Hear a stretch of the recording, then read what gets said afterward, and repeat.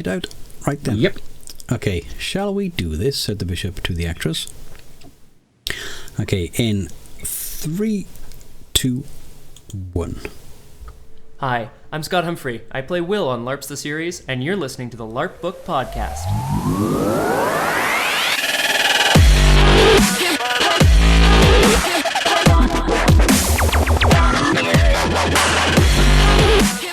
Hello and welcome to the Larpbook podcast.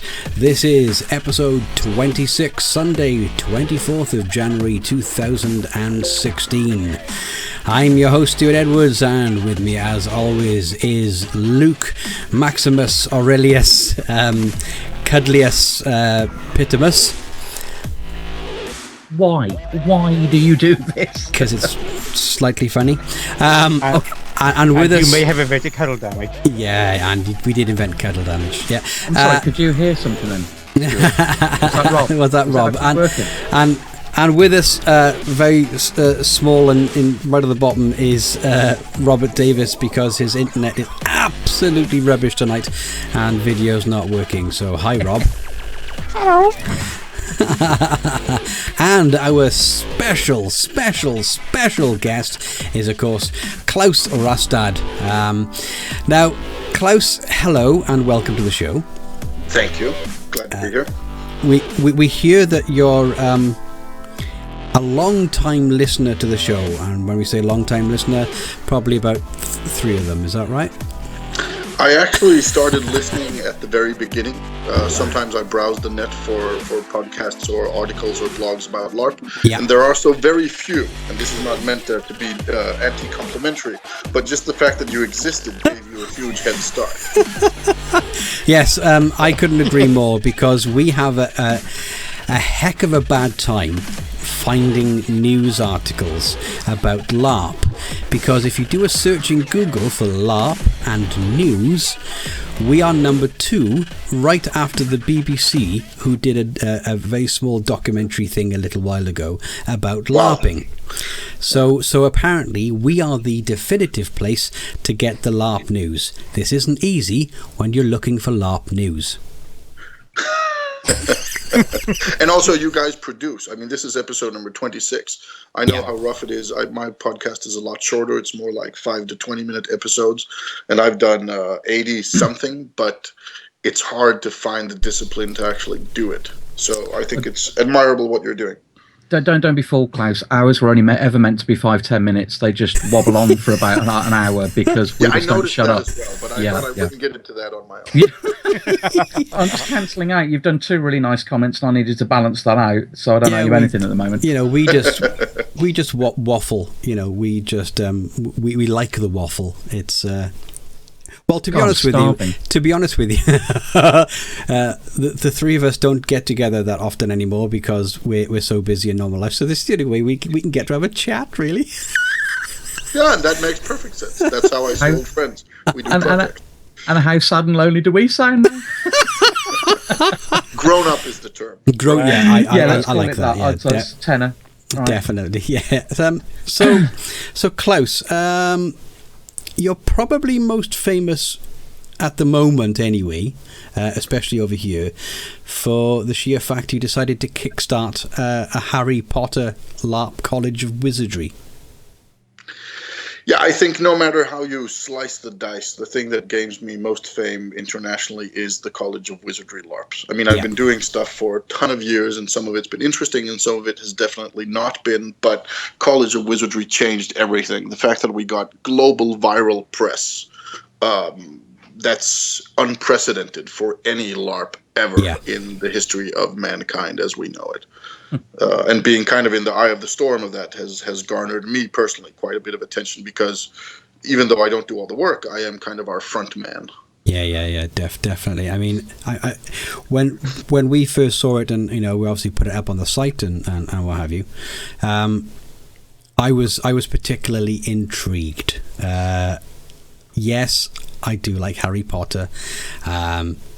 I am a grown man and can happily say that. Okay, I can see Luke already moving into at least a snigger and a smile.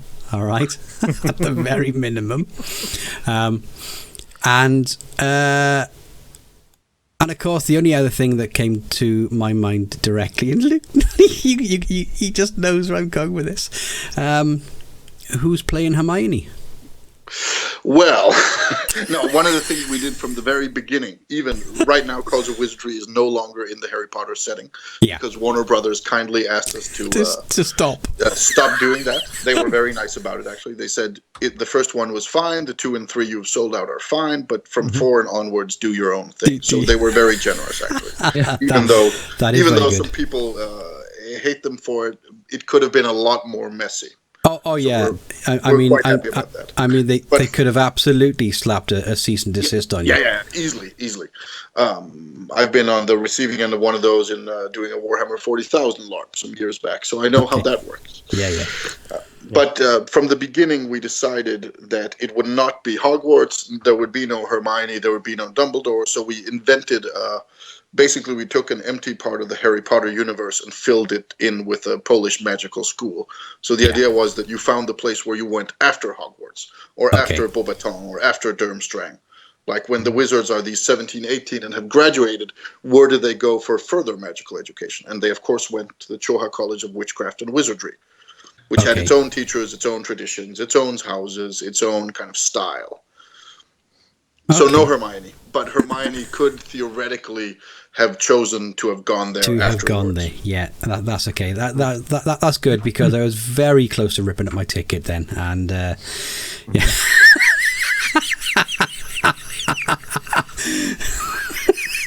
We're very, very glad, actually, Klaus, that you managed to calm Stuart down, because I've been throwing water on him for quite a while. And obviously, I was worried. I can't see anything, so people erupted spontaneous laughter. I'm thinking, okay, something funny happened. Yeah, I have no idea. Yeah, Klaus, well, that's not a bad thing. If you log into Twitch, you'll be able to see the video, albeit 30 seconds later. But you'll be able to see the video if nothing else. So, like I say, I was going through some of your resume and what have you, and the LARPs and things that you've done. Rob, you're gonna have to chime in here, mate, if you're still online. I'm still there. Don't worry. Just checking. You talk. Eclectic doesn't even come close. No, that's what I found. That's one of the things I found fascinating, is that the jumps between sort of style of game and genre are absolutely massive. Thank you. Yeah, I'm very impressed by that. But how is there a reason for that? Is it intentional, or do you just suddenly think about something and just focus on it? I think there are several reasons. One is that I'm very much a part of the Nordic LARP community. And the Nordic LARP community has, even though it also comes from fantasy roots, it has for many years tried to make fantasy just one thing amongst the crowd, instead of having this special status, like either LARP is fantasy or it's non-fantasy. We try to do as many different things as possible in the Nordic LARP community, and that, of course, rubs all off on all of us. So doing varied projects comes very naturally. That's one thing. The other is that one of my biggest forces is that I'm not a perfectionist. Okay. And that means I actually get stuff done. Yeah. So the amount of things I've been involved in is rather staggering, even if I have to say it myself. I have 20 books to my name, and not many people have that. We can always discuss the quality, but the fact is there are 20 books that have my name on them about LARP. I've got about 40 in my cupboard. You just want to go down to the book clubs. They're doing really good deals at the moment. You can pick one up for quite, honestly, don't worry about that. And I got a Kindle with loads on. So, You've got a Kindle, honestly. You can buy them really, really cheaply. Klaus, don't do yourself out of that one. Yeah, I know. But once you put the tape and put your own name over the authors, it's a special feeling. That's why you're getting into the copyright thing. Don't start on that again, because otherwise I'll be back in again. I'm just. That's basically the reason I do books on my own, so nobody can say I stole your idea. Yeah. No one can take any money off you. Yeah. Do you know what? I love that idea. I'm just going to go downstairs now. So some of the books that Karen's got, because obviously Karen reads. My wife, I don't read, apart from the Kindle, and just get a picture of myself. Put it over the author's picture and just Tipex out the name and put my name there. Yeah, exactly. Nobody's going to notice. I did this once. But I've got to admit this. You know the Gideons. Yeah. They put Bibles over in the UK. I actually, you know how sometimes, I mean, I get a bit mischievous when I'm in hotel rooms. So the one hotel room that I actually went in, I signed the Gideon's Bible as if I was God. And so somewhere in a hotel in London, it's actually got the Gideon's Bible, and it's got "Hope you enjoy the read. I won't ruin the ending." G. Fighting reality, man. Honestly, it's just I couldn't. But I was giggling to myself, and then I felt like a naughty school child, so I put it all back in there, and then I've never been back to the hotel ever since. Just in case I sit there and go, "You're the Gideon's fiend." You are sorry. Somebody's going to have a fun reading experience. Well, they're going to pick it up, and then they're always going to, "Who's G?" Yeah. I reject your reality and substitute my own. Yeah.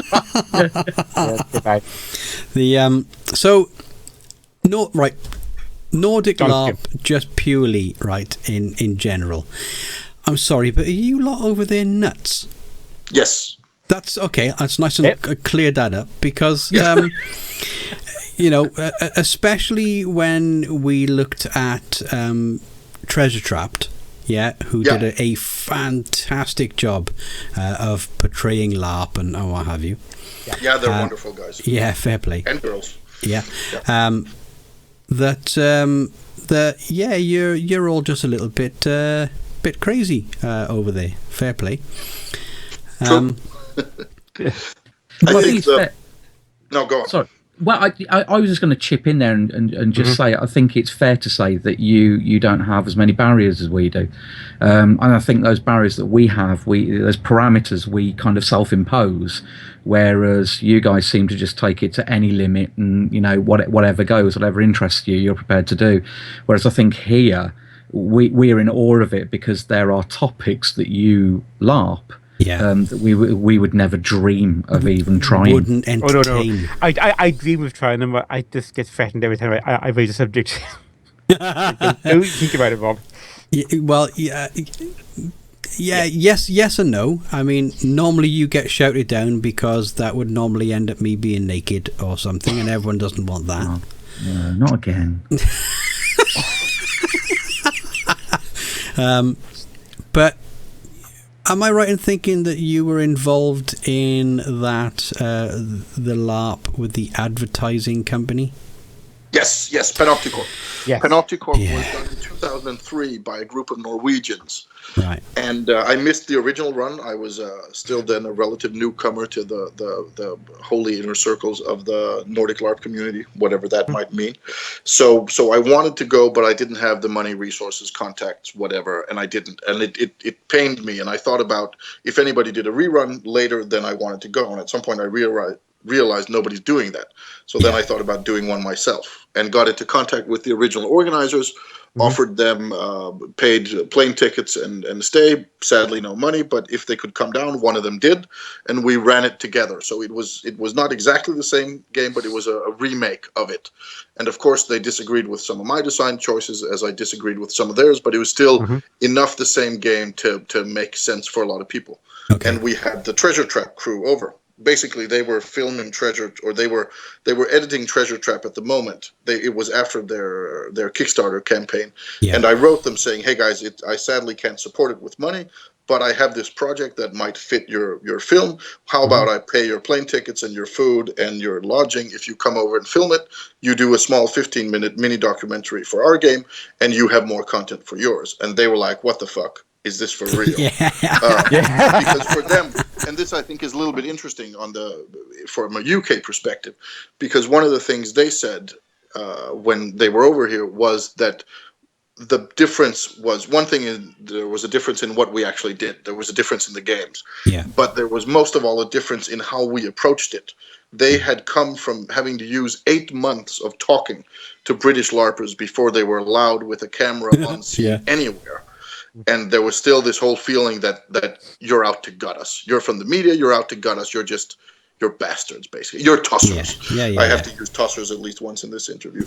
And here they came, and they were greeted by me, and were like, yeah, sure, it's going to be fine. Yeah, you'll have free reign of the thing. We'll support you however we can. We'll do interviews. Here's kind of welcome to our circles. You're now on the inside. The trust level is very high. Because we're not, unlike most British LARPers, we're not afraid of the media. Okay. Yeah. Quite the contrary, where most of us are, at least those of us who are logged in, are rather comfortable with the media representation LARP has in places like Denmark, Sweden, Norway, Finland, especially, and realize that comes from somewhere. So I think there was a huge difference for them in how they were greeted. And that perhaps was the most stunning thing. Not so much the difference in games, that's just game style, culture, or whatever, but in the fear of being shown to the public.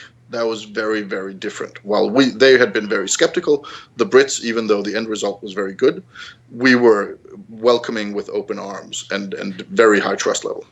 I do think, though, that one of the biggest problems that we've had, though, is that LARPing over in the UK has always been portrayed as borderline S&M. Yeah.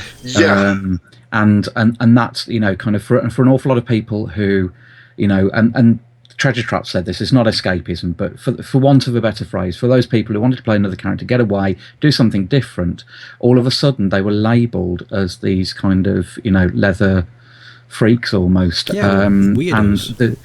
And the very conservative in all of us, I suppose, came out, and a lot of people weren't very comfortable with that. And of course, a lot of documentaries that I've seen have never really portrayed anything different. They've tried to sensationalise anything that's out of the ordinary, that doesn't fit society's norms. And as a direct result, Klaus, that's the reason why we're so much more conservative than maybe the rest of Europe. Oh, but we've been there as well. I think a lot of it was because they also asked us directly, hey, why are you like this when they're like that? Yeah. And I think I tried to be very nice about it and diplomatic. Yeah. And my partner, Anas, who was at that time the chairman of the national organization, says, I'm not going to be diplomatic. It's not because the media is evil. It's because they send the wrong people to talk. Yeah.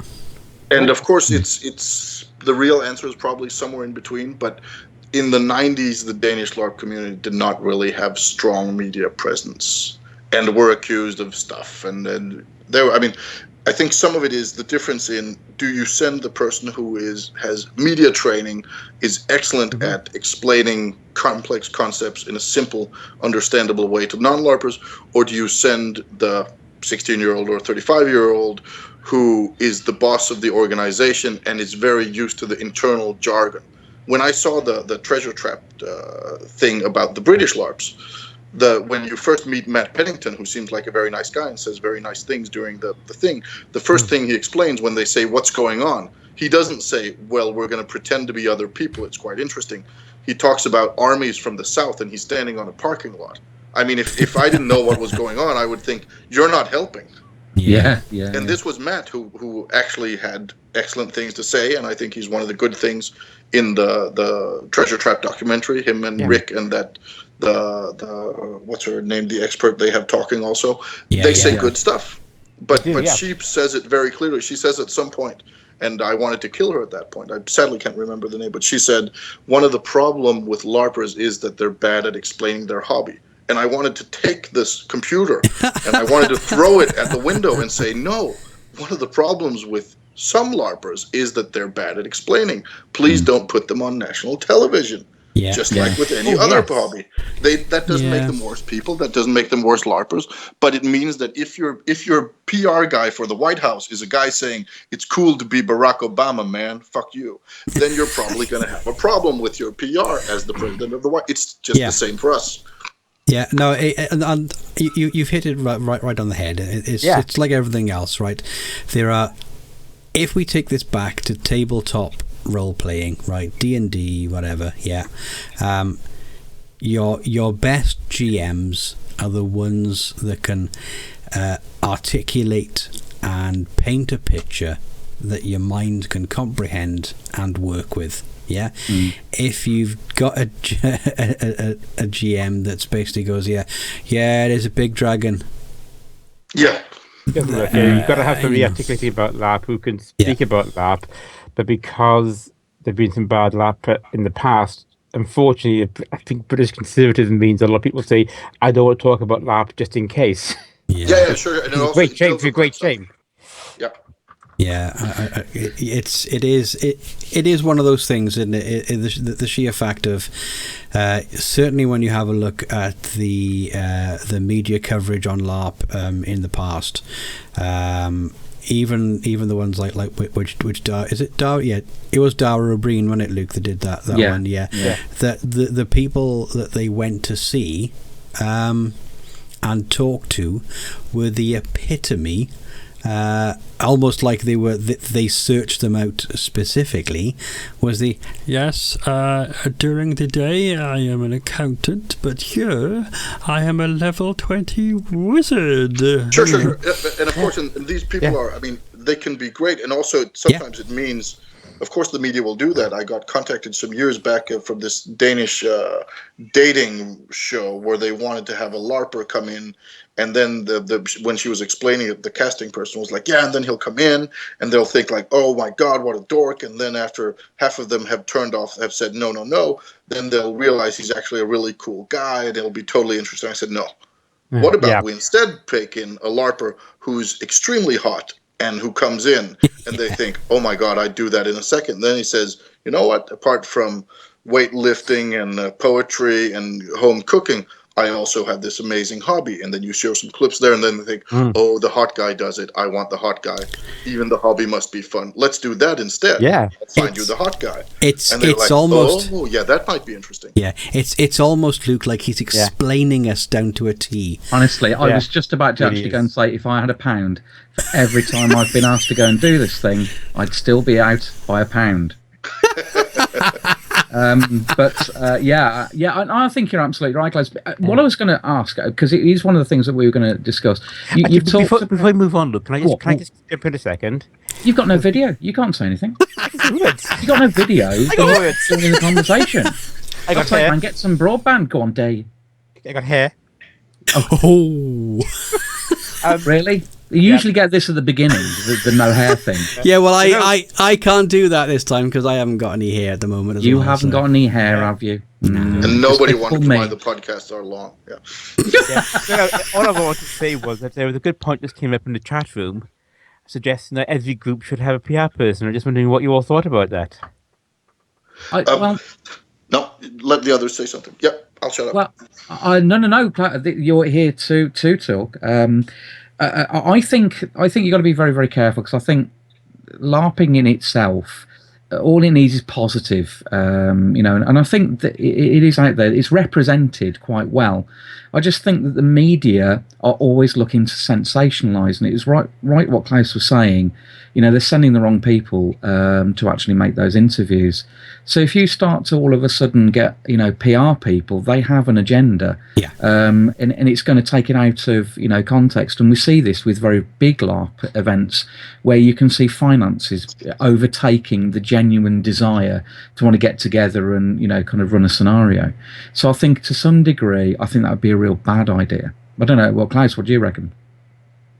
I recommend, in general, if you're doing something where you have the manpower for it, there's an advantage with having specialists do specialist jobs, just as there can be advantage with training people or with people doing the thing they love. Yeah. But basically, I mean, let's just take some of the stuff we do, the big Polish castle LARPs. It makes it easier to sell an interesting media story if the person who is dealing with the media can A, be understood, B, be understood in a good way and a quotable way, and C, has experience with doing it. So there's a reason that some of the others have done some of our press stuff, but I've been the main press contact person because I have, compared to most LARPers, I have shitloads of experience. Yeah. And I think that is rather telling. I mean, I've had to stand up a number of times and explain my hobby. Right now, usually some of the things that I have to do that with, I tend to use LARP right? Because it's interesting. People are fascinated, especially in the UK, by it. And I usually don't use the sword and sorcery LARPs. I normally go for the modern day horror analogy of it, because everyone can wrap their head around that. Sure. Yeah. And I always find that once I've done my spiel and I open the floor to questions, there is 1,000 questions from the group, and the person who's timekeeping is literally doing the hook across the stage to get me off, because there are so many questions coming at me that I would basically dominate that night with people asking me about it.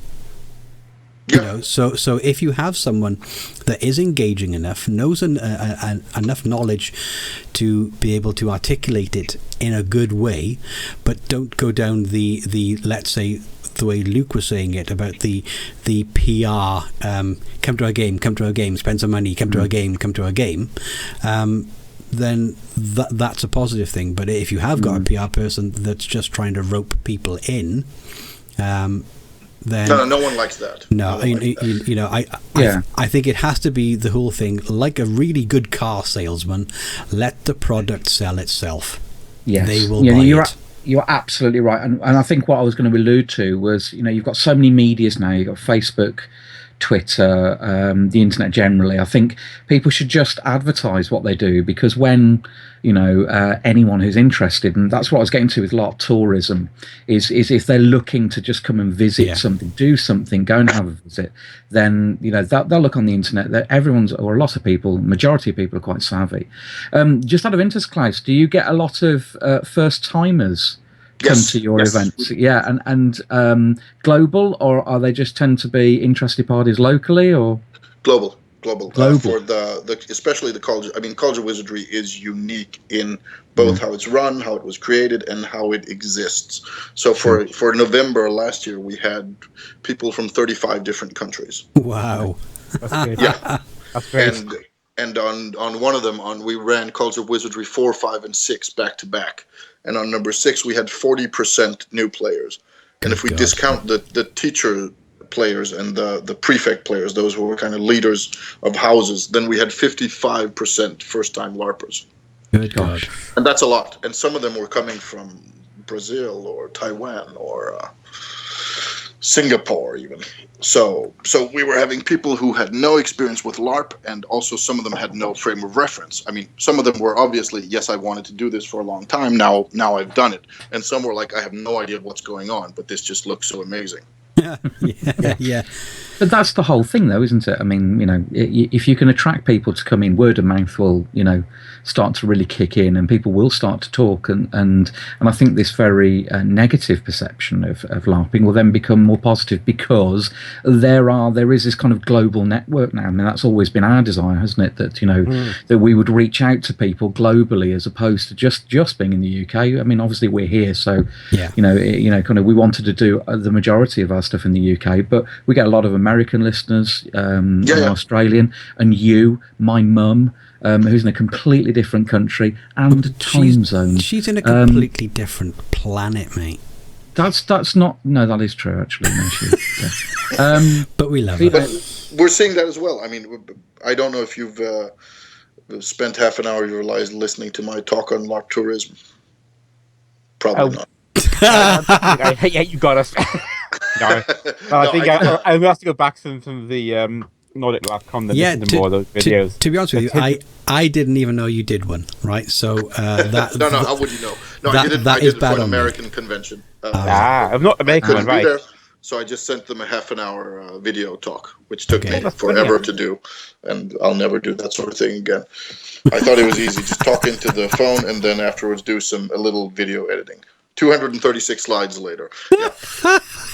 Yeah. Yes. Did you sense the fear, Klaus, when you sat there and said, have you listened to anything previously? Because we were all, for that split second, going, do we say yes? Because if we say yes and then he asks any questions, we're screwed. Yeah, but that also very nicely explains that the globalization is new for most of us. Yeah. I mean, Well, there are so yeah. few resources, and also Yeah. there's so little built-in routine of doing stuff. I mean, I consider myself one of the people who keeps very current on global LARP events, trends, what's happening, so on. I mean, I stumbled upon your podcast, and it's not like it's not like it has 1 million listeners yet. Yeah. Of course, it will have Yeah. every time. Yeah. We hope. But there are resources out there, but there are very few who actually use them and who know they exist. Sure. And this will, of course, spread. But so far, it's getting ideas grow slowly and locally, and getting them spread takes a long time. We're a lot better at it than we were 10 years ago or 20 years ago, but we're still slow. And getting people to travel for LARPs is still relatively new. Yeah, definitely. Yeah, I mean, I have never been to a LARP that's not in the UK, i.e. outside of the UK. It's always in the UK, and it's always with the same bunch of friends. Yeah. That's really common, I think. That's what I'm seeing almost everywhere, is that it's fairly local experience with people you know and trust and like and enjoy being with. Yeah. Yeah, talking about travel is just, I think, is great, and I just hope we get more of that.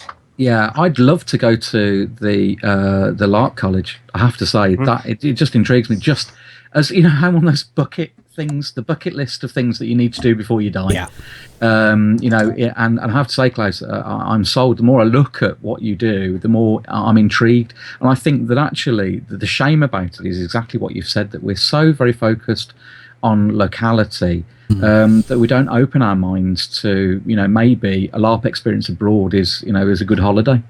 Like one of the things we've experienced with especially these kind of big flashy things is someone said very nicely that the Fairweather Manor, the Downton Abbey inspired one we've just done here in November, said even if the LARP had been horrible, I get a castle vacation with my wife for an absurdly low amount of money where I also meet my friends. Yeah. How could I not go on this? And I think for a lot of people, realizing that we are all used to going on holidays. I mean, even Americans sometimes leave American. They're the worst at it. So we all have this notion of there may be interesting stuff in other countries, but very few of us have internalized the idea that some of the interesting stuff may be LARPs. I mean, we go on skiing vacations, we go on cultural, we see the pyramids, but saying, let's go to a LARP in Italy or France or Britain, very few of us do that yet. And I think we'll see more and more of it, of course, since the LARP communities are meeting each other and cross-pollinating and globalization is rising, yada, yada. But so far, it's still very much at its infant stages.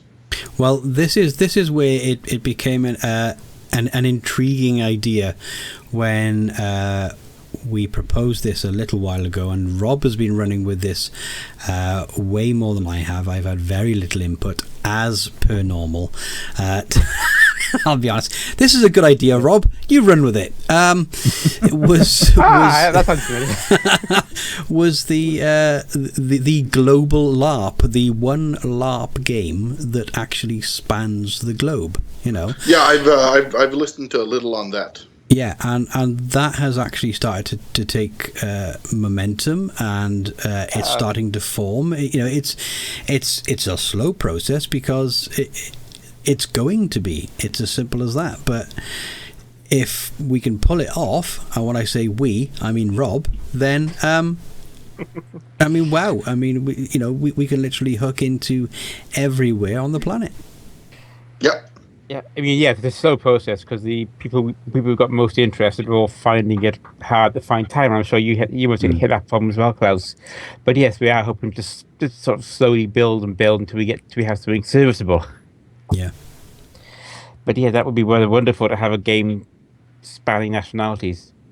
Do you think then, though, that running something like that, this worldwide LARP, well then, because we're talking about professional LARPing as well, do you foresee a stage, Rob, in years to come where that would just become so big that you're going to have these people professionally setting all this up, and that's all they do all year in order to keep people interested, do the right PR as we were discussing, keep the story going, and actually make it all happen, that we're going to have professional LARPers?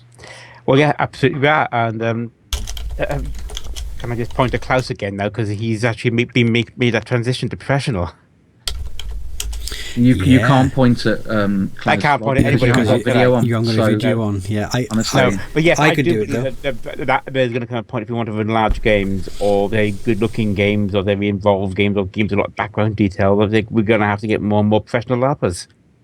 I'm absolutely convinced on that. Yeah, I mean, Claus, what on earth, apart from the fact that it's obviously been a good idea for you, but what on earth made you go, do you know what? I think I can do this as a job. Well, just to let's just round off the global LARP thing for a moment, then I'll answer that one. I think the best bet for something that could evolve organically into a global LARP at the moment is the American post-apocalyptic dystopia Rising. Mm-hmm. Which at the moment it's run by it's kind of a franchise, so there are chapters all over the U.S. and some even outside the U.S. and it has kind of two central people who are in charge of it and kind of run coordination. Then of course it has a lot of local people. Yeah. But what the central people who work on it all year long as their full-day jobs is that they provide content and rules and guidance and training and all that sort of thing. And then they run, of course, also some events of their own. But these local chapters are all more or less tied together in this global, or at least America-wide story. So I think for them to evolve into a global LARP would not be that hard. Yeah. Ashley and what's the name of the guy? They're easy to find. Dystopia Rising. Yeah, exactly. And they've been amazingly good at reaching outside the classical gaming groups and getting new players in and spreading and so on. And of course, it hasn't been without its pitfalls and problems, but they've been really, really good at creating something big that can grow. Mm-hmm. So I think something like that, whether it's that specifically or something else, could easily grow into something global. And yes, of course, if you're coordinating 2 LARPs, then you can do that next to your accountant job. But if you're coordinating 30 LARPs, then you need to be either really productive or have that as your full-time job. So of course, the bigger the ambitions, the more we will see professionalization, which brings us back to why am I doing this for a living? I used to study at the university when I was younger, and then when I was 23, I ran out of stipend money. In Denmark, we're so lucky that we get paid to study.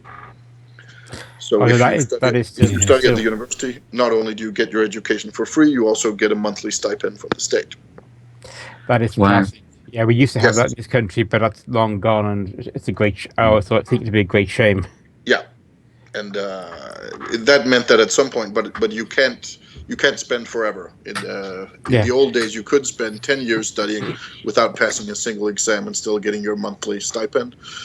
But when I was there at the university in the late 90s, then you could only be 1 year late. So when I was too late in 2002, because I was too busy doing LARPs and not enough studying, I had to make a choice. Either when I ran out of stipend, either I should spend some time getting my exams done so I could continue on the academic path and maybe someday get my bachelor's degree and who knows what, or I could try to find something else to support myself. And I thought I was also already then teaching LARP at 2 youth schools, and I thought, okay, let's give it a shot. Okay. And I never looked back. That's great.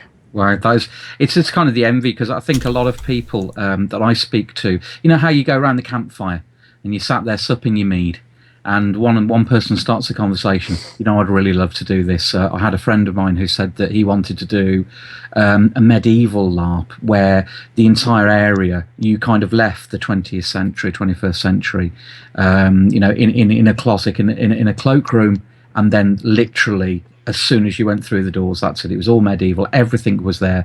Role play, cosplay, and a little bit of medieval reenactment.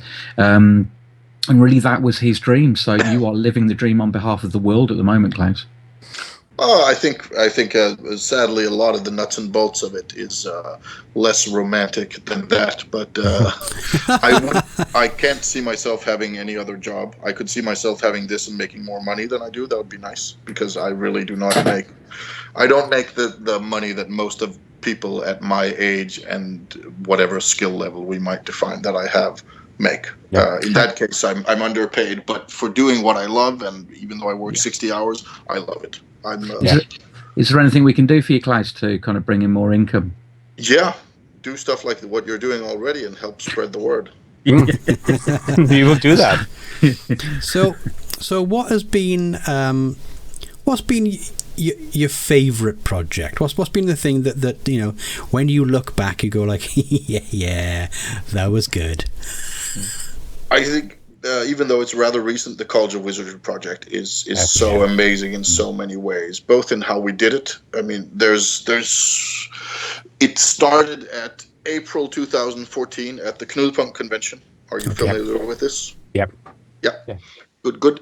And I met this Polish guy, Drakan Dębinski, and we talked a little bit, and he was at Knudpunkt for the first time and had this a little bit enthusiastic attitude towards Nordic LARP. And so I was one of the people he talked with. Okay. And then during the evening, we were drunk, and it was 4 a.m. And he started talking about how Poland was like Germany at just German efficiency, just a quarter of the price. And I said, yeah. He's German Polish, so there was a little in that. And then he showed me a picture of a castle, and I said, what does that cost to rent? And he gave me a number. I said, that's not true. If it's true, we need to talk when we're sober. And it turned out it was close enough to be. It wasn't completely true, but close enough. So after that, we talked a little bit more, and I had half a Harry Potter LARP lying in a kind of a drawer that wasn't finished because we hadn't found a location that I'd done some design work on with a friend, and he had half a Harry Potter LARP that they'd done some design work on but couldn't find the kind of the economic side of it, and we joined forces, and 6 days after meeting each other while drunk, we launched the LARP. 2 days Still later, drunk. it was completely sold out. Still drunk, yeah. Still drunk. Yeah, still drunk. The speed of that is incredible, but still drunk is good. And I mean, we hadn't impressive. seen the location. We'd met my co-game designer in this. We'd met this one guy. We hadn't met most of the Polish team. We hadn't seen the location. We just booked it. Nobody had done something like this before. The closest we came to it was the Monitor Celestra, which was done in 2013, and we were inspired by some of the stuff they did. But that was still done by a mainly Swedish team in Sweden. Yeah. Okay. While this was done in a different country with an international team that didn't know each other. And when we were sitting thinking, how can we do it? We thought, Charles Bo Nielsen and I, the two Danes from the beginning, we thought, with our strong international network, we can maybe pull 100 players in half a year if we really work for it. If we set the price low enough, and if we have this amazing castle and this concept, and we can maybe pull it off. Maybe. 2 days later, it was completely sold out, and there was a waiting list. And now it's a phenomenon that's hard to ignore. Yeah. Nobody knew. No, just happened on just the right subject in the right way at the right time. Yeah, we just apparently struck gold, and then we had the Cosmic Joke people come in because I'd worked with them before, and that also brought the gold in. And the photographers we brought on, Jean-Paul Picard and Christina Molbeck, who I'd worked with before, we brought them along, and they did amazing pictures. So the whole combination of factors meant that suddenly we had not only a LARP that was very successful in its own right, we had a runaway viral global culture hit. Okay, yeah. That was wild. So when we started, it was a 100% volunteer project for everybody involved, and within a year or so, it had turned into the basis of. Now I have 8 full-time employees in Poland. Okay. Yeah. I did not have that 1.5 years ago. No, that's impressive. I mean, Luke, any plans to invade the UK? I mean, you Danes have done it before. Can you not do it again? It's tempting.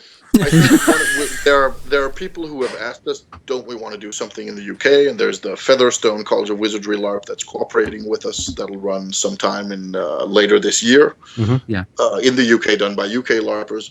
And several people have asked us, how about doing something in the UK? For example, if we did a Downton Abbey LARP in the UK, it might have some people interested.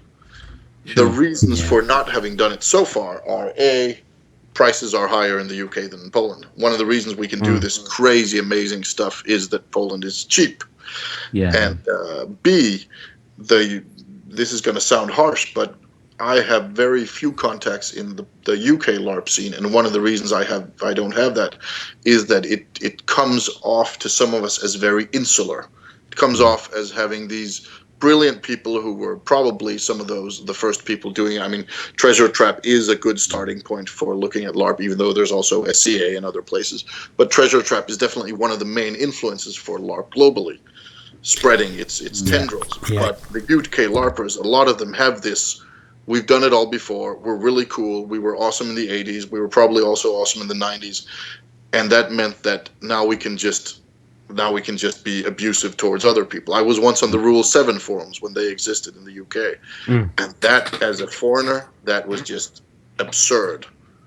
Post a video of, I did at some point, I did a video on how to do latex weapons safely for the Danish Environmental Ministry. It was ordered, was commissioned by the ministry to do this video, and it was thrown up on YouTube. It spread, and of course somebody in their happy trance posted it there saying, hey, here's an example from Denmark, and the amount of people who wanted just to bash it was astounding. People saying, yeah, haha, that's so cool, we did that in the 90s, you fuckers, or ha ha ha, he doesn't know anything, the swords will just break, nobody will ever do that. And I was thinking, I've done literally thousands of these things with kids, they don't break. Where are you coming from? Why do you A, not have your facts straight, and B, why this need to be superior? And of course this is not all, in no way all British LARPers. That would be a huge and unfair accusation, but some of there's this feeling of, especially coming from the Nordic LARP community, the amount of hostility you get from the Brits is amazing. Well, that's because you invaded us years ago. No, I forgotten. I never really forgiven you for coming over on those ships. Yeah, no. Better than ours. I was going to say, I think never forgiven for having left. I was going to say, Klaus, if only you knew, some people who had a LARP podcast that could get the information out there. Who is second in Google? We will find that for you, Klaus. And once we we'll put your name forward for it. Absolutely no problem at all. Well, on a serious note, though, you were talking about Poland and Eastern Europe, and I'm reminded of the fact that every time we do something of any kind of LARP, medieval, sword and sorcery, whichever way, we're always in the Eastern Bloc when we film, because you have the most picturesque castles and environments, and whereas we just have ruins, and we kind of quite content to go around those and go, well, it must have been wonderful at one point. You've actually still got them. They're still beautiful. They're in their entirety. No wonder, and they're accessible. There are beautiful castles in Denmark. There's some amazing places in England. But the price on that, if you want to rent a cool castle in England that's also a fully functioning hotel, then we're talking at not like 300-400 euros per event. Then we're talking at 3 to 4 times that. And maybe they won't even be up for letting you use the stuff. We're so lucky that the places we work with, we have access all areas. Exactly. That is very fortunate, because you are right about the cost in UK. Sort of location costs are getting higher and more conservative than what they allow as well. Yeah, I mean, we only know of probably 2 or 3 places, certainly over here in Wales and what have you, or just on the borders of Wales, that give you that much freedom, and the prices on those aren't bad, but they're certainly not castles. They might be stately manor homes or something like that, but sure as hell ain't a castle. And that leads us back to the whole pride thing. One of the things that I'm very much a member of is the Larper pride movement. The idea that we should be proud of what we do, because what we do is fucking awesome. and it means that instead of lying about it or trying to, but I also do this weird thing, but let's not talk about it, stand tall, tell people, show them, invite them, convert them, and treat it seriously. You can do LARPs that are fun. I mean, I've done teenage high school dramas that have been hilarious, but and I think that's something that the Nordic community has been, if not necessarily good at least tried to let us take what we do seriously. And that means that the whole mindset changes when we talk about tourism.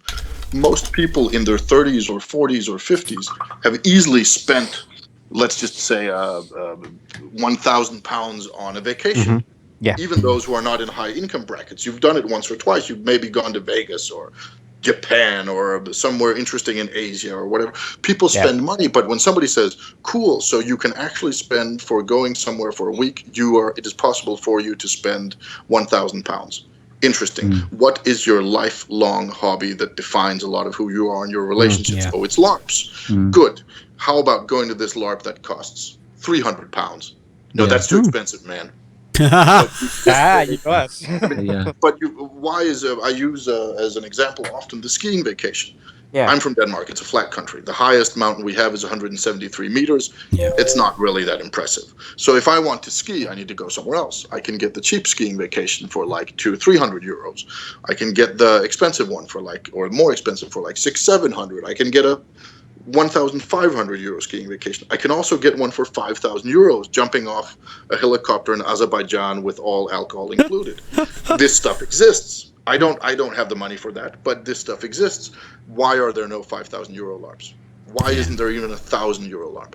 Oh, that's We're pushing the envelope with what we're doing, and our LARPs are at the moment at like 300-400 euros. And people are still like, oh, that's so expensive. It's not. If you compare it with other cultural products, and people come home with life-changing experiences. Not from everything.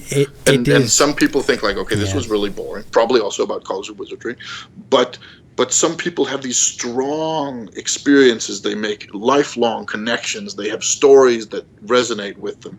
And it defines them as people. And still, when somebody says, do you want to spend the same amount of money going to a LARP as you do on one night on the town? No, that's too expensive. I mean, what the fuck? Yeah. It is crazy. And the thing is, actually, when you see the change in people when they do become converted, and all of a sudden they want the gear, the kind of the phys reps, they want to pay into it, and really if you then, they don't even think about the cost. What they do is they just sit there and go, look, I need to be there next year, so it's whatever it costs. I need new armor, I need new weapons, whatever you need, and they don't tally the cost because the money is such a small factor. The enjoyment, the going out there, the doing it is a massive thing. And I think even in my mind, I'm still very, very insular when it comes to LARPing, because you just don't think of going abroad. It just is something that is not on the radar at all. And I think, much to my detriment, that I've never experienced a LARP in Europe. But yes, I've travelled there many, many times. Yeah, exactly. And I'm thinking now, actually. Fuck. Yeah, absolutely, and I think that maybe I'm the norm when it comes to LARPing. I do LARPing, and but I just don't extend it as much as maybe I should do, and I think I'm missing out. I genuinely think that the people who just think inside the box rather than outside, they miss out of this wonderful opportunity to meet these other people who are wholeheartedly into this great thing called LARP, and I think they just miss out. So I think then Luke, and possibly Rob, maybe we should actually make that a thing this year, next year, that we should actually go along. We should do this. To one of Klaus's LARPs at a heavily discounted price. And I'll do you one better, guys. Go on. This is in April 14 to 17. Right. It's in about 3 months or so. Yeah. We're doing the second run of Fairweather Manor. Okay. And we have we don't have a full sign up yet. It's slowly getting there, and it's going to be great. But one of the things we have is that we have more rush on kind of the noble guest characters than on the servant characters. So we're probably going to have to fill them up somehow with either some discounted tickets or some people where it makes sense, or maybe just have fewer servant characters. He's somehow. He's looking for peasants, Luke. He's looking for peasants. I give you this challenge. If you're up for playing servants at a great manor in England, then there are 3 250 euro tickets that are free for you guys if you come. Wow. Okay. I'm deadly interested in this. Yeah, extreme. Yes, absolutely. You're not alone. Yes. As a thanks for doing the podcast. There we For go. helping spread the word and be ambassadors and kind of push the envelope. You're making me go all red. Stop it. Although you can't see that. I mean, I'm going to get the payment anyway and all the 10 quid compliments. I'm currently on 17, so I've got to get an IOU at some point out to you. Yeah.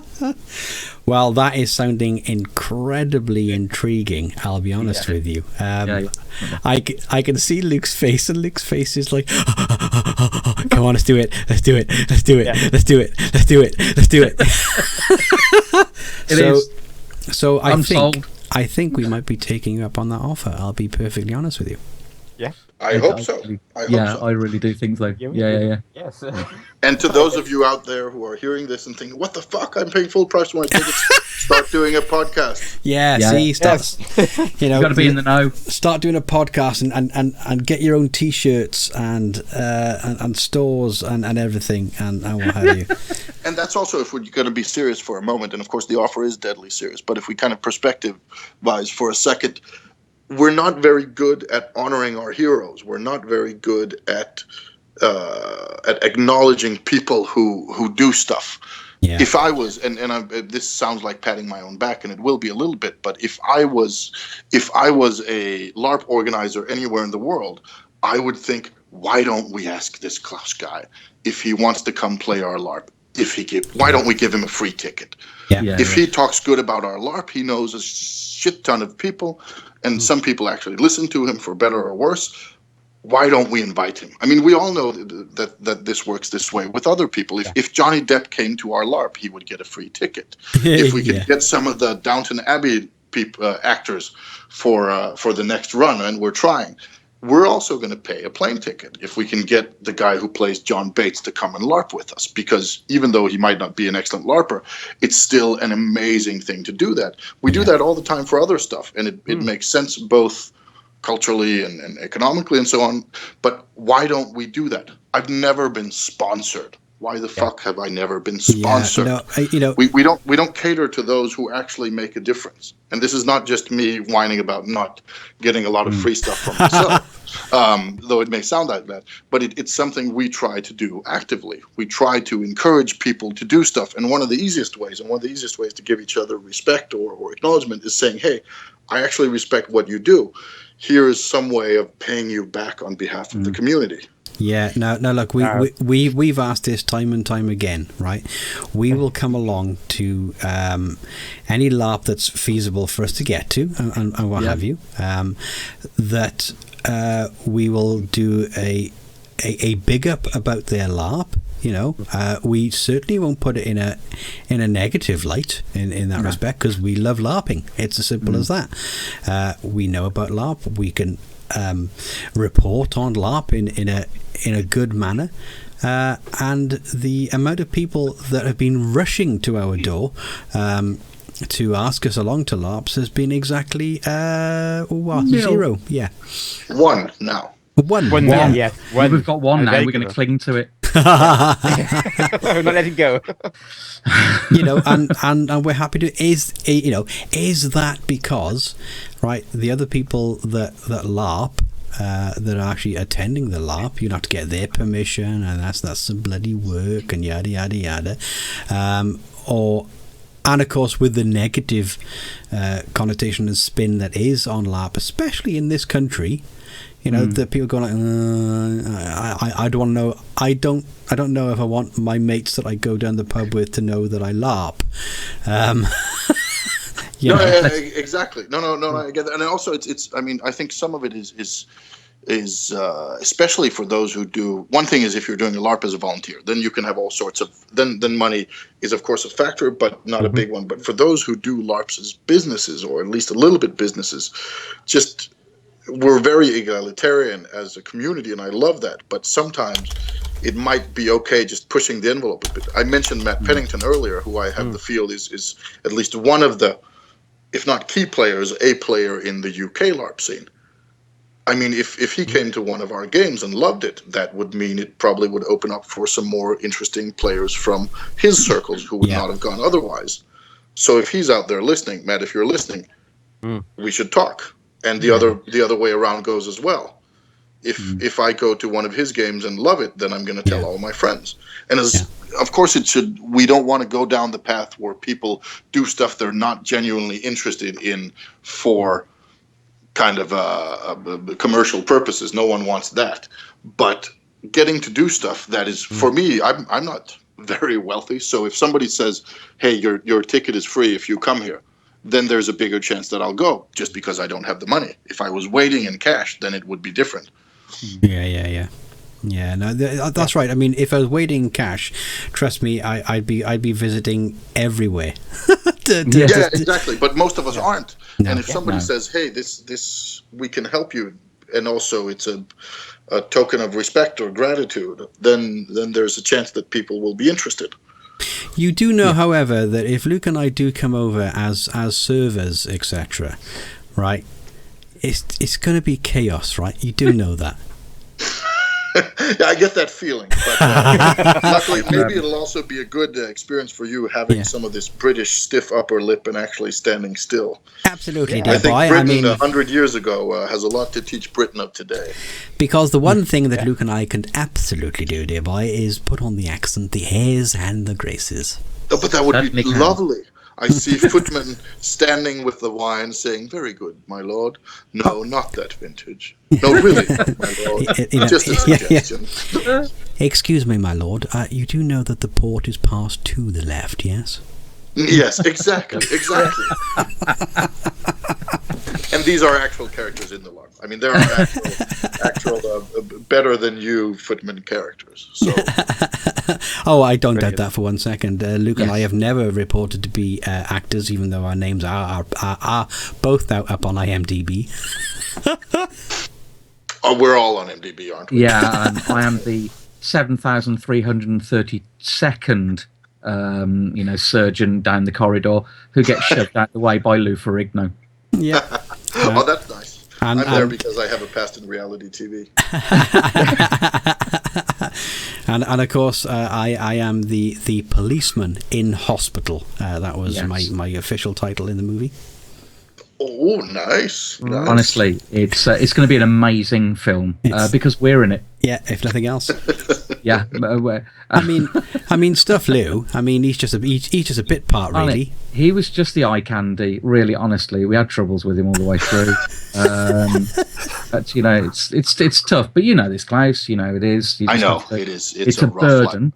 It is a rough life, and right. I want to touch on sort of fairly briefly, and maybe touch on is probably the wrong term to use. Yeah, when stop talking using about that phrase. This. Representation, yes. Right. Extreme behaviour in LARP, right? This is something that the Brits do not do, right? The one you did, What Are You Worth? Yeah. Now, there were things done within this particular LARP that should we actually suggest that over here, right? Number one, the people that know me would probably say, shut up, you're not making a porn film using us, you get. Yeah. And number two, no, put that latex glove away, fat boy, bugger off. Yep. And that was just me. How the hell do you handle that, or is it just something that everybody over there just accepts, or do you go into a kind of a pre-game talk about these things and make sure everyone's comfortable about it? How? For it differs, but in general, pre-game talks and figuring out that people are on the same page and workshops and that sort of thing does a lot. Another is for this specific LARP, which was done by me and again Charles Bo Nilsson, who I've also done the college and Fairweather with. For Discovery Channel, we invited people. The players were personally invited to come and play because we wanted players from a certain kind of background or skill level or playing style or community, and then they were told that you're getting the LARP for free and it's hopefully going to be interesting because there's a higher goal, which is helping Discovery Channel show what we can do. So in that way, it was a little bit different from many other LARPs because everybody was hand-picked. Right. The way we do this, I mean, I think some of it is a good friend of mine, Jonas Trier, who's also a LARP writer and kind of a LARP scholar in his own right, said it. He wrote an article in our national magazine after this, calling it the necessary finger up the ass. Very nice title for an article. Good title. Because, as he said, we need to decide if we're going to be family entertainment or we're going to be cutting-edge art or we're going to be a tiger with no teeth. And each of these has advantages, but sometimes, especially in the Nordic community, we want to be cutting-edge art. Yeah. We want to be serious art, and serious art has critics. When Marcel Duchamp put up the toilet and called it art, there were a lot of people who said, "You're a fucking idiot. What's wrong with you? This is an art gallery." Now he's celebrated as one of the major innovators. There are people, when you push the boundaries, people push back. When you do a LARP only about women and there's one male character, there will be people who say, "Oh, but you're just so sexist and horrible." When you do a LARP about gay community and cancer survivors in the 80s, Just Little Loving, which is a rather famous one, then there are people who are going to push back. Every time you dare to go against the norm and you dare to say, we actually mean something, people push back. As we talked about earlier, some of the British LARPers have been especially good at this. They're like, "Oh, but they're so fancy and serious, and that means they're bad." Yes, we are serious, even though we're sometimes also fun. It means that we dare to do LARPs about stuff that's serious. People will the Danish Convention Festival has like 30 to 35 premier freeform kind of short 4 to 6 hour LARPs every year that can be run in a classroom. So not a lot of propping, but workshops and characters and serious subjects. And the LARPs, the freeform games made for that there are things about incest and about alcoholism and about humanity and dreams and also comedy. But people dare to do serious stuff, and that means others push back. So in this case, I think the finger up the ass thing meant that it gave us some press. It also meant some people went, "Whoa, this is not cool." And others said, "Of course we should be able to do this. Of course, if you're simulating experience, it should be okay to do crazy stuff." The same with real violence in games, or real sex, or real psychological trauma. Do we build a safe playground, or do we build a playground where we're good at caring for each other? Because these are two different things. Panopticorp is a very good example. There were people who broke down, and they said, Astrid says in the video, one of my friends who's filmed in the video and talks about her breaking down, she says, "The nice thing is when you break down, there's always somebody to catch you." Now, do we design LARPs where you don't break down, or do we design LARPs where there's somebody to catch you? This is something that we get a lot of comment on also for the College of Wizardry stuff, where even though when we started we thought, it's going to be a fun wizard romp, we just forgot that Harry Potter has a lot of really serious themes. So people were crying right and left and having these strong experiences, and they didn't know it was coming either. So for us, having like psychological safety and emotional care and being very open and saying, "Hey, you may have strong experiences. It's okay to cry. It's okay to break down, even though you're a 40-year-old person who's never done this before. It's okay. There's nothing wrong with you. And we accept it, and we'll put you back on your feet again, and we'll help you go out stronger again," instead of saying, no, it may be dangerous. Stay away. I think we know we in the UK are very bad at this because we want the escapism. But we always wanted to be happy. We're not happy about experiencing reality. Which is bollocks. I'm just going to jump in there because that would mean that in the UK nobody watches Schindler's List, nobody watches any kind of movie where people cry. I think it's bullshit. People are happy with that context though because they're not directly affected by it. Put them in a scenario where they are actually affected by it. But they are. They cry in the theater.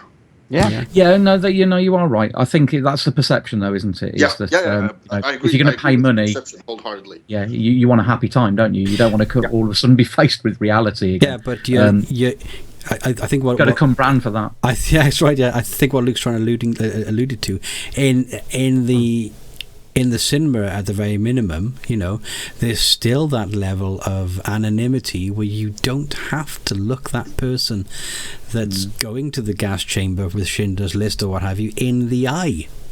Oh yeah, I agree that the medium is much more, and I think maybe more importantly, you can if you cry during Titanic, you can confess it afterwards, or you can just nobody's going to see you. We don't talk about cry during playing Titanic, then. My wife cried absolutely buckets of tears. I can't remember.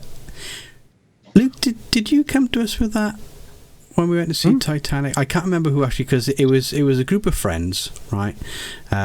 Myself, my wife, the guy that we called Slick Rob, right? And I can't remember who else was coming along, but I really didn't want to go and see Titanic. I'll be honest with you. Just didn't want to go and see it. Yeah. So Slick Rob went with Karen. Right? He went, I'll go with you. I think we went to see RoboCop or something. Oh no, I remember what we went to see. We went to see what's the one with the steel workers that get laid off and they become strippers? Yeah. Oh, the Full Monty. The Full Monty. We went to see the Full Monty and had a hilarious time. Right. And when we came back out, me and whoever it was, we're like, hey, and Karen's still crying. Her face is just full of tears, right? And Slick said to me, she's yours now, over to you, and literally pushed her in my direction. But it was, you're not there. You're not there. There is that anonymity. I would be fully interested. I am willing to push the boundaries here live on air, right? Go on. I'm willing to push the boundaries to take myself out of that comfort zone and come to one of your LARPs that goes perhaps that little bit further. Yeah. I'm willing to do that. It's one of those things. I think that we have always been synonymous with laughter. Whenever we do LARP, it's always us that has kind of provided a kind of soft entertainment. What they probably don't realise is that actually me and Stuart have done very serious LARPs, and people can't cope with us. They just don't know what to do. They don't know when in life. Luke and I, we're not that serious people, that not really serious. In the way we deliver things. If we do training, we make sure that the training is fun and not, now look at this PowerPoint presentation, and I shall now read the PowerPoint presentation to you in case you can't. We're not like that. So when we do become serious, people just do not know what to do. Because when we become serious, we are serious. Which is another advantage with traveling, because you get to play. I mean, I know if there are people I've known for 10, 15, 20 years, of course there are social roles, and there's stuff you do and there's stuff you don't do. But if you play with people who you don't know, sometimes it has a huge advantage. We had a first-time player for Culture Wizardry 6 who had never tried before, and when some of her colleagues started asking, like, oh, it sounds really interesting, can we also go? She said, no, it's full up, even though it wasn't at the time, because she wanted this experience for herself. She wanted to be able to go and be another person than she usually was. And especially in LARPs, that's relevant, that you feel that there may be people in your normal social circles where there's not the trust level or comfort level or whatever, so you can be there are people where some of my friends, I would have no problems with playing a crying gay man from the 80s with, and there are others where I would think, okay, they don't need to see that side of me. Yeah. I understand that. Yeah. So it's so much food for thought, isn't it? We could do this. We could talk about this for hours, absolutely days, hours, because for days. Such an interesting thing. It's quite addictive, isn't it, once you get into it? Exactly. Yes. Exactly. Right. So I'm just having a quick look at the notes, because Rob's been adding stuff into it as well. But someone on Twitter has said, "Why don't we rent Auschwitz out for a LARP? That'll be fun." We've talked about it. Why did I? There you go. See, why did I not guess? Yeah. It's in Poland. Can you imagine, though, the public perception of that? Yep. Yeah, would be just immense. Yep. Absolutely immense, wouldn't it? However, on a lighter note, you should go to YouTube and look up the video Nazi knock knock joke. If you haven't seen it, you really should. I will do that afterwards. Yeah, if you haven't seen it, you really should. I had to show it to me mum, and I thought me mum was going to wet herself. Really? I'm intrigued. I'm going to have a look now. Yeah, it's genius, right? I'm just happy I've now met a person who uses the expression "me mum" without even thinking about it. Stuart knows no shame. No, none at all. None at all. It's as you know, anybody that knows me will tell you I have no filter whatsoever. So we've been gathering some information together as well while we've been talking about Dystopia Rising. The one that you put up, where's it gone? The Featherstone College of Witchcraft and Wizardry. I'm going to put those in the show notes as well, so help other people find them. Yeah, we'll put them up in the show notes, obviously, and what have you. We haven't really got, well, we probably have got events to plug tonight, but what we're going to do, we're basically going to open it to the floor to you, Klaus, to basically big yourself up, get the information. Not that I don't think you haven't done that already, but let people know how they can find you, how they can get in touch, how they can come along to one of your LARPs and have what I can only guarantee is going to be a hell of a holiday. I think the two most obvious places to go are cowlarp.com and fmlarp.com for College of Wizardry and Fairweather Manor. Okay. Yep. No That's problem. great. Which are good places to start. The Fairweather Manor documentary, we just got that out recently. Yeah. I don't know if either of you have seen it, the 18-minute version. I took a photo watching that. That was very good. Yeah, and we instantly put it up on the website because, of course, we are the second in Google search for LARP news. You know, anything that we can find, we chuck up. This is how bad it is, Klaus. We have to ask each other if anyone else, if one of the three of us has got any news, because otherwise, when you go onto Google, it keeps on directing you back to our website. Yeah. Which is highly frustrating. Well, and is also slightly embarrassing when you post up the same story again. But I think we may be able to provide you with a little news from time to time. Excellent. RSS feed. That's what we need. I ran a LARP magazine for a couple of years. I know how hard it is getting news items in. Yeah.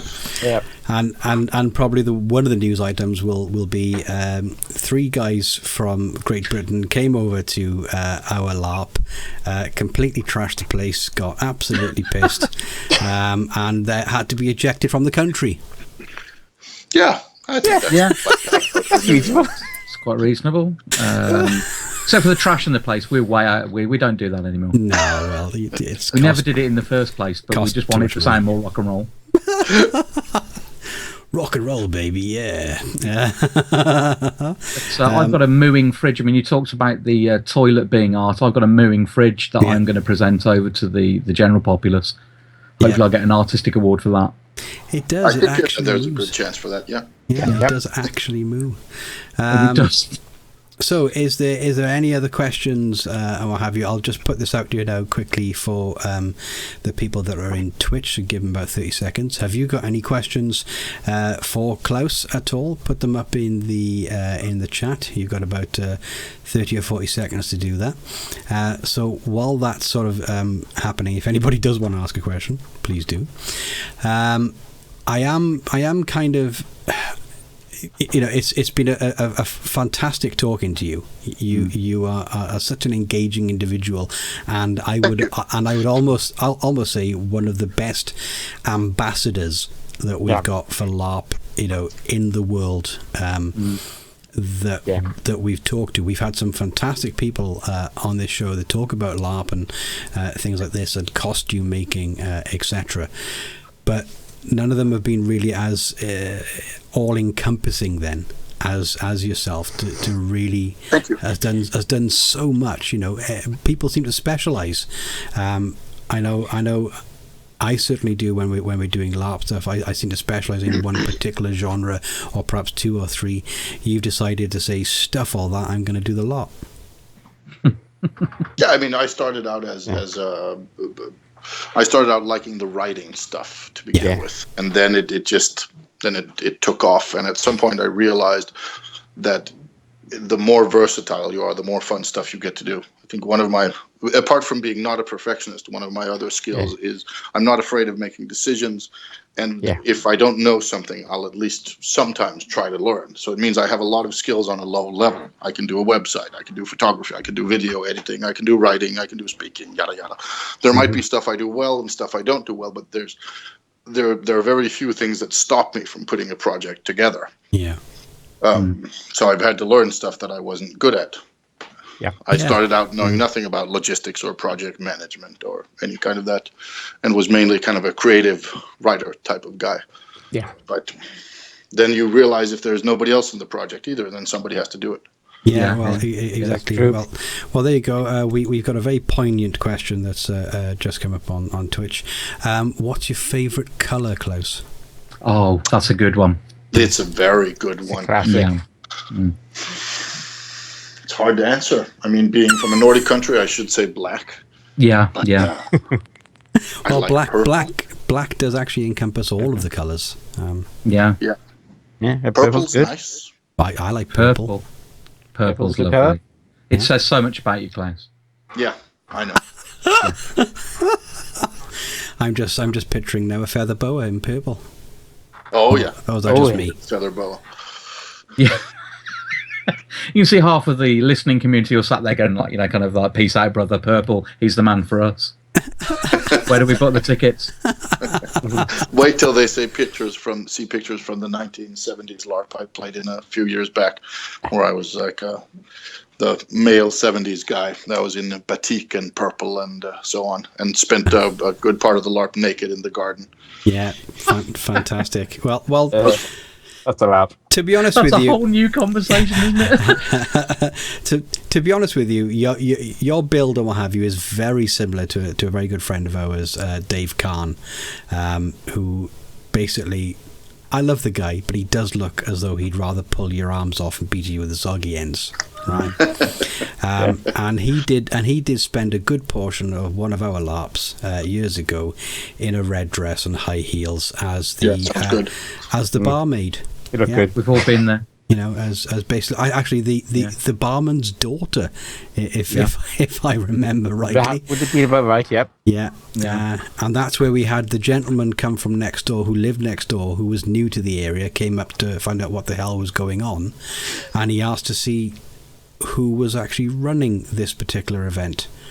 Out trots Dave in his red dress and high heels, with a very sort of deep, very gruff voice. That would be me. How can I help? Yeah.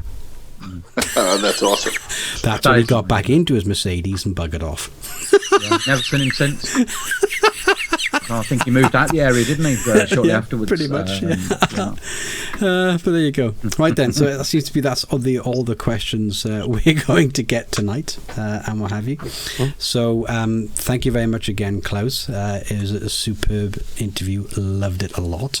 It's been a pleasure. How can people get in touch with you and find you? Twitter, Facebook, that sort of stuff. I have. If you go to klausrosted.com or .dk actually, not .com, just .dk, it has my contact info. Fantastic. And I think just doing a Google search on my name real a lot. I have a rather solid digital footprint. You do have a good. Yeah, I can't talk. Try that again. You take over. I'm you do have a fantastic digital footprint. I'm rather accessible. I thought you were actually cutting out then, Rob, because your internet was going out. It wasn't speech impediment at all. Just the bit between my brain and the mouse not working again. That just like your internet. That little interface. I've got to get it in because my internet has been the constant berating of this whole show. And the one time, that can actually get anything, I'm not allowed to actually say anything. Shit, internet. That's all I'm going to say. Come around, haven't got it right. Fon Man are there for the win, if that's what I'm saying. You know, it's 56k, but it's all of the 56k. 56 times 2. Gotta love it. Right, so if you've enjoyed the show tonight or any other night, why not help us out? Yeah, just pop across to Patreon. You can search for Larpbook and donate just a little bit of money, $1 a month. You know, that's over here. That wouldn't even get you a coffee. I'm telling you now. But it'll greatly helps us out in continuing to do this, you know, pay for the hosting things, yada, yada, yada. You know, Luke's actually got a nice brand new microphone because I decided to get another brand new microphone. It's a hobby, all right? Microphones. But of course, if you don't feel like actually sort of putting in money every month or what have you, then why not just pop along to the shop instead and grab yourself some fantastic swag, you know, and that's over at redbubble.com. I just search for Larpbook. It's simple as that. There's fantastic mugs, t-shirts, pillows, you name it, yeah, and that helps us out greatly as well. So I think if that's about it, I think we're about done. So again, massive thank you to Klaus. Thank you for having me. A massive thank you to Luke, naturally, for being so ruggedly handsome there. It is. It's a tough job, but I'm happy to do it. It's a burden. And Rob, thank you very much for managing to actually stay with us for the entire time. I'm still here, just about. Still here, just about. Hanging on by my beautiful fingertips. That's right, yeah. So let us do the end of this then. Let's do it. So, music was provided by Ben Sound at bensound.com. If you like this music, why not pop across and have a look at some of the other stuff he does? It's awesomely awesome. As I said, you can pop across to Patreon to help out the show and pop across to the shop. You can reach us, basically, if you go to Podbean, larpbook.podbean.com, that will basically get you all of the shows and what have you. larpbookshow@gmail.com is the email address. Should you wish to email in questions, suggestions, get off the show, whatever, we'll basically take them all on. Yeah. Pop across to the website larpbook.com. We are the second on Google search if you're looking for LARP news anywhere on the planet. We're across on Facebook and Twitter. Just search for Larpbook. And don't forget to give us a 5-star review on iTunes. You can now also get this podcast and all of the ones we've done previously on Stitcher. So you can download that app, and that's everywhere as well. So thank you very much, and it's a fantastically goodbye from all of us. Goodbye. Bye. Goodbye.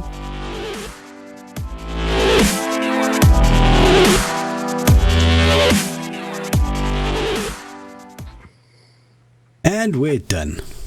Yay. Right. Excellent. Just going to very quickly check that the audio picked up in a minute. What I'm going to do now is thank you very much, everybody that was in the Twitch channel, for your wonderful questions and observations throughout the show. Absolutely superb. Thank you very much. Yeah, thank you. No, thank you. No, thank you. No.